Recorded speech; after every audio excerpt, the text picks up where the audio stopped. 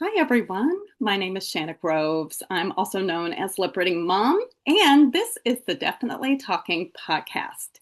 Today's special guest is Gael Hannan. Gail is an advocate, author, and speaker who blends comedy and drama in her mission to help people navigate life with hearing loss. She's a globally recognized voice in accessibility, and her writing and presentations have empowered people with hearing loss around the world. I'm very excited to have you with us today. Gail, hello.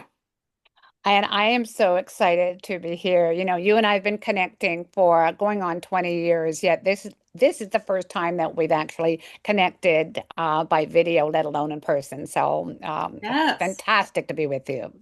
I'm so grateful. I'm so grateful it worked out for you to participate. And I've been asking you for a few weeks.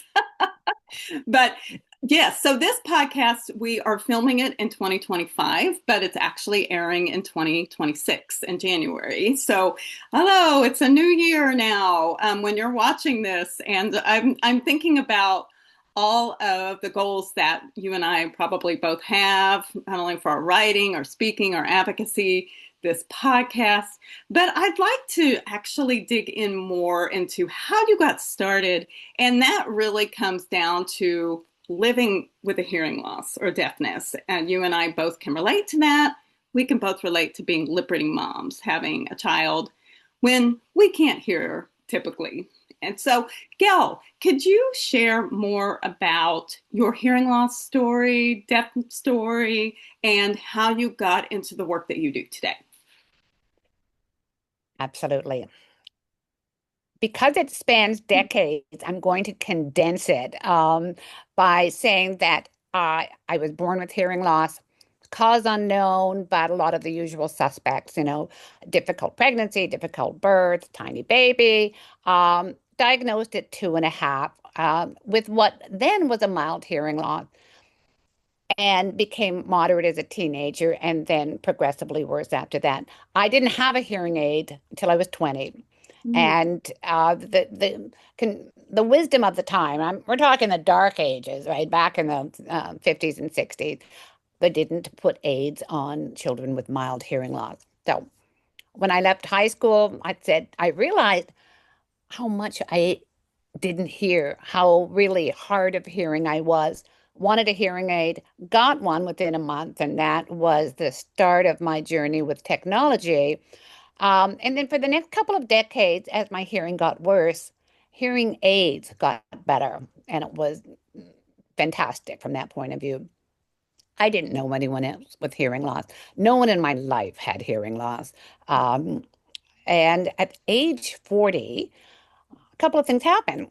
One is I got binaural hearing aids. I got bilateral hearing aids, but I was also expecting a baby. A baby. For the first time, Shanna, my hearing loss worried me. I mean, what if I couldn't hear my child crying in the night? What if I didn't, what if I couldn't hear him burp?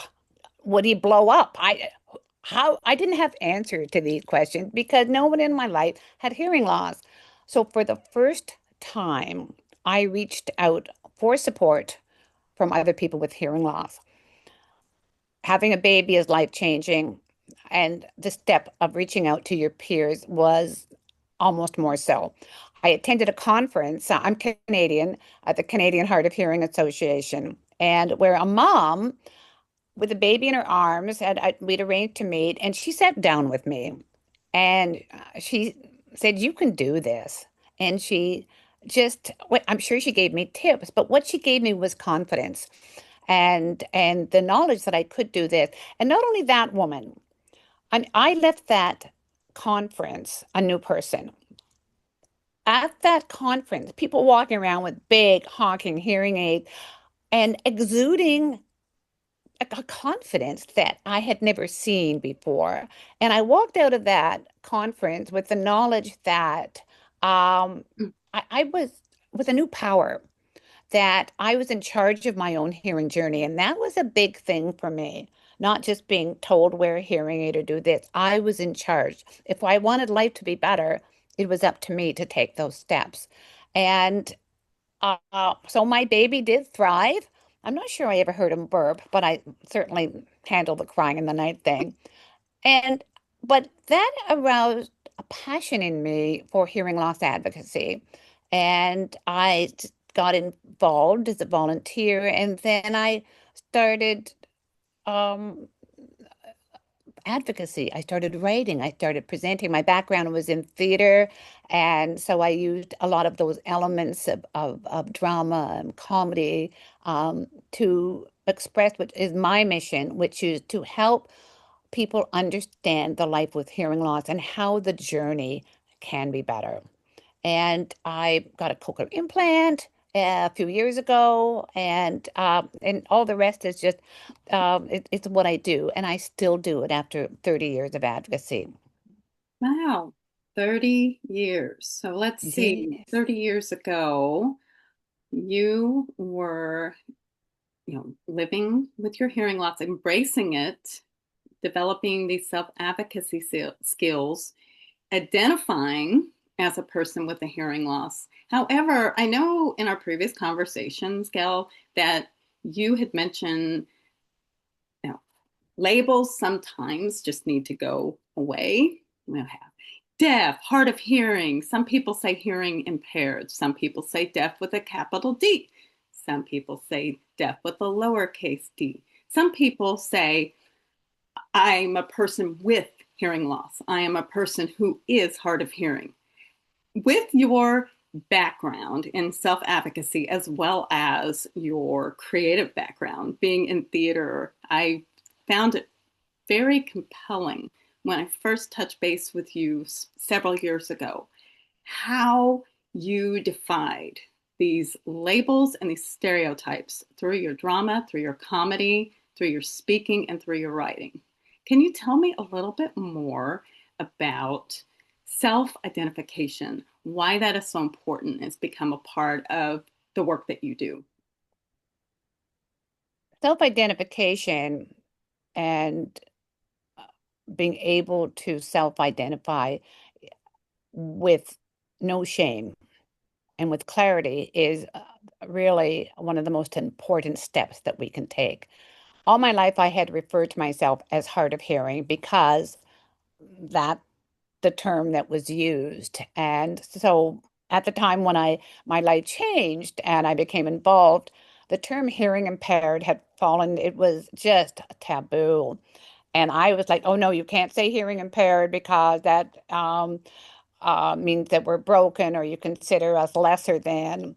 Um, I have changed all that. Essentially, I am audiologically deaf now, but I use the term hard of hearing sometimes because people understand that. But generally, I'll say I have hearing loss. Could you speak up? I have hearing loss.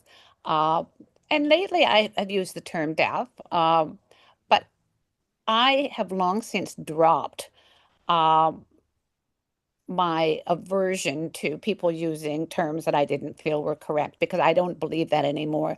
The most important thing is not the label you use, but that you actually do self-identify in some way. Mhm. What it's just a label, hard of hearing, hearing impaired. What's important is that next step. I have hearing loss, and this is what I need you to do for me because we're sitting too noisy. There's not enough light. You're not facing me. I use visual cues. That's the 1, 2. I have hearing loss. This is what we need to do to create a wonderful communication environment so that we can connect. And so self-identifying is hugely important, followed by self-advocacy. I don't care what you call yourself. Um, yeah, and I don't even know how you self-identify. I think probably deaf. I identified for many, many years as hard of hearing, such Mhm. as yourself, or I have hearing loss. And people seem to understand that. However, how they accommodated that was varied. Some people would speak really loud or over enunciate, which Oh, really? And that I makes did it not even. like. I did not like over enunciation. I mean, you can see it takes twice as long to engage in conversation that way. Just speak at a normal tone and pace, and I may ask you questions to understand. However, over the last 2 to 3 years, I have developed additional hearing loss in both ears. I've worn hearing aids for a number of years, and they were not becoming powerful enough. After several updates to my hearing loss, several different pairs of hearing loss over the years, they weren't doing the job of speech clarity. So I wasn't understanding people's speech like I once had. And so sentences, I was missing entire words, I was missing sounds in words, I was missing meaning of communication. The cochlear implant was recommended to me, and in 2025, I had surgery and was activated 2 weeks later. It's been night and day. I honestly can say, yes, I am deaf, lowercase d, with a cochlear implant. And that might help some people understand that they don't have to sign to me. They don't have to over enunciate, because I do have powerful hearing technology that allows me to hear them speak to me. What are your thoughts on that? Totally. I totally agree. And putting simplifying, as you said, if someone is speaking too loudly or too fast, or I will often say, just you're speaking fine. Just speak at a normal pace. Um, and I let them know I appreciate it. I'm not like, oh, thank you, thank you, thank you, because communication is a two-way street. It takes two to tango. And so we both have, we being me and the other person, we both have our part in to play in communication. And that's all that this is. I need you to speak up, please, or I need you to face me. And I will keep it as simple as I need to. People will say, "Oh, I'm sorry," and I'll say, "Look, there's no need to be sorry." But it's just a term of speech, especially Canadians. We apologize for everything. We bump into a wall, we say sorry to the wall. But and I don't. If I say sorry, I didn't catch that. People say you should never apologize for your hearing loss. I'm like, I'm not apologizing for my hearing loss. It is a piece of connective speech that gets me to the next bit. Mm-hmm.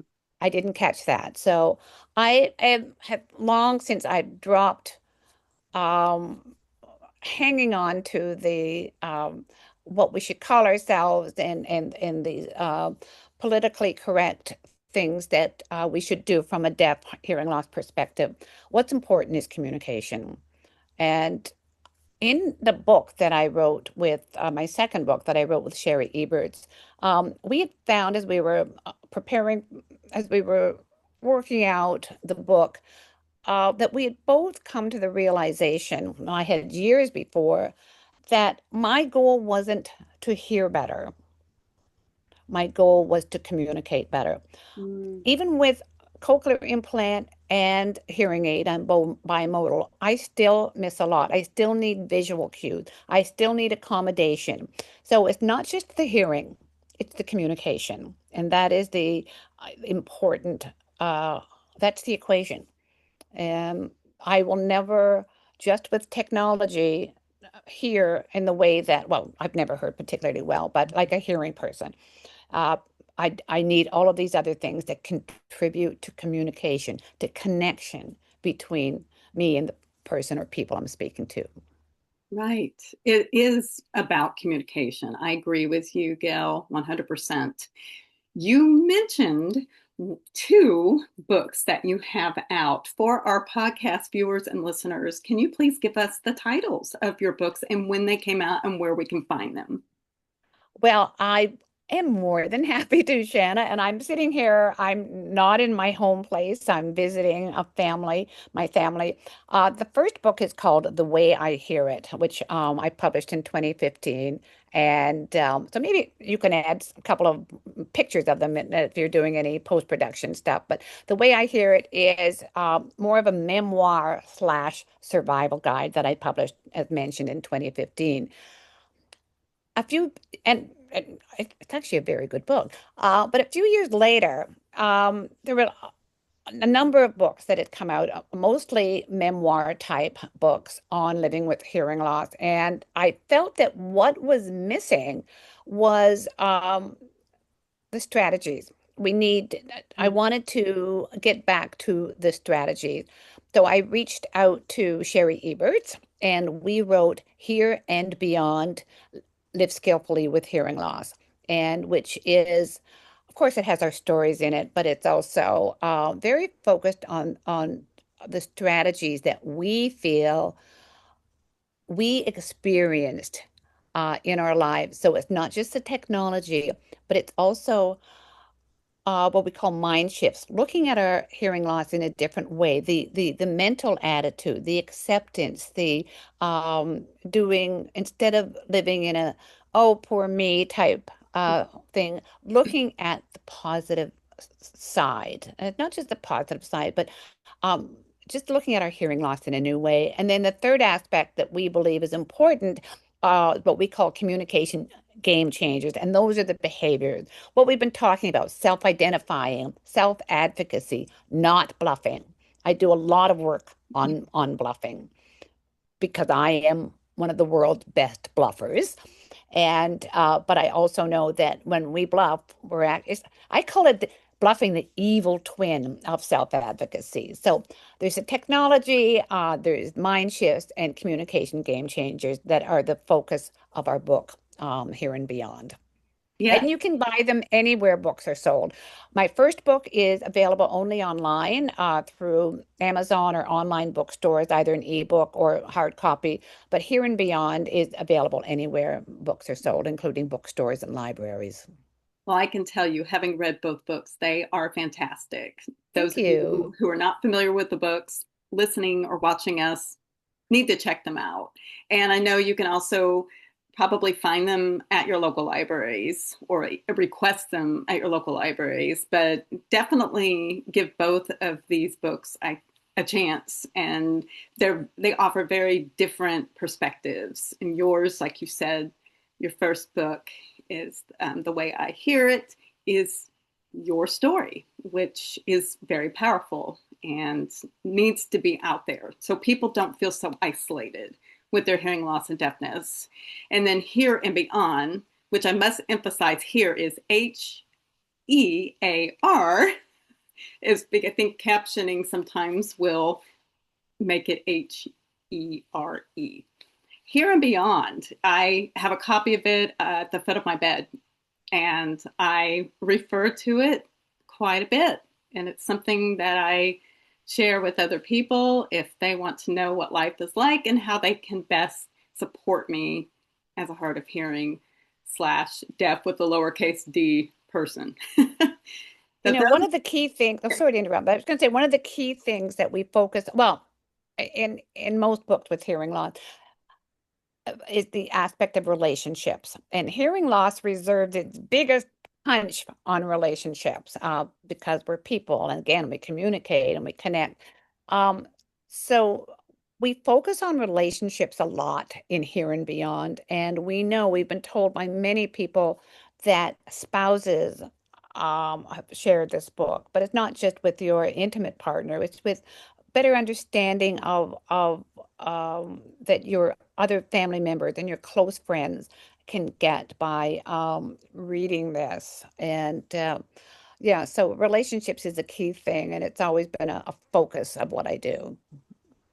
without supportive relationships in our lives, it would make things a lot harder and unnecessarily harder. But we, as people who cannot hear, owe it to the people that we care about to educate them and ask them for what we need. We cannot assume that they automatically know that if we don't tell them. I mean, that's such a good point. And you know, it's not easy. I mean, I've been married to well, I call him the hearing husband in all of my writing, and people love the hearing husband. I think they feel sorry for him. But the hearing husband and I have been together for 35 years or more, and there isn't a day that goes by that there isn't some little moment of hearing related friction or misunderstanding. You'd think that a man that I'd been with all this time would not talk to me while he's walking away. But it's just natural. It's these things, communication and being a human being, these things happen and they interfere with communication. So my job is not to get irritated.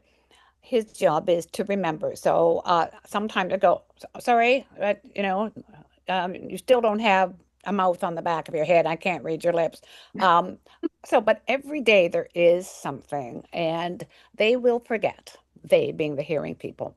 It's just human nature. Hearing people, they do what they do best, which is hear. They can't help it. It is almost impossible for a person with no hearing loss to fully get what it's like when you can't hear. So, Well, but that we could ask them to go underwater and then we talk to them above water and see what they can understand. and that lesson will last for about a week or two, and then we'll be back to. But I would say the True. hearing husband really he has a good grasp, and I'll tell you, the best communicator in my life is my son. He's the type that growing up with an older, hard of hearing mother. If we're talking and I turn my head away, he will stop talking until I turn back. I mean, he always makes sure that I can hear him and see him. Yeah, he's he's awesome. Your son sounds like my three kids. That's all they've Oh, ever known is having a mom who cannot hear, and having them speak and communicate clearly to us is essential to our relationships too. All right. So we are getting close to the end of this podcast interview. I have to ask you the question that I always ask guests to Definitely Talking, and that is, what is your superpower? That could be something you are particularly have a strength at, or you feel good about, and maybe it's something we haven't even discussed on this call. I would say that my superpower in my hearing loss advocacy is humor. This may not have come across in this podcast, but I use humor a lot in my writing, in my presentations, and in my performance pieces that I create around hearing loss. Uh, because with humor, it's like the Mary Poppins thing. A spoonful of sugar helps the medicine go down. So using humor helps people understand a message better. So I would say that in my work, my using humor is my superpower. Humor is so important. It lightens the tension that we carry on our shoulders every day when we can't hear. But it also lightens the mood for the people around us. That they know if I don't take myself too seriously, then they can relax and be comfortable when we are together. That's Yes, I do agree that humor is a superpower that you have just from all of my observation, getting to know you, reading your writing, and people need to check out your books because you do use humor in both of them I do. to, Thank you. Thank you so much. yes, Yeah. to a Yes. very, very creative, compelling way. Gail, I want to thank you for being on the podcast today. Thank you so much for sharing not only your experiences, but ways that people that are listening or watching can best support us who are deaf, hard of hearing, but also those of us who aren't deaf, hard of hearing, how we can better self identify, self advocate, and be the champions of our own lives. So thank you for that. It was an honor to be asked and an honor to spend this time with you. So thank you so much. And may I say everything that you are doing. Blessings on you for that because you are such um, a support and an inspiration to so many people. So back at you.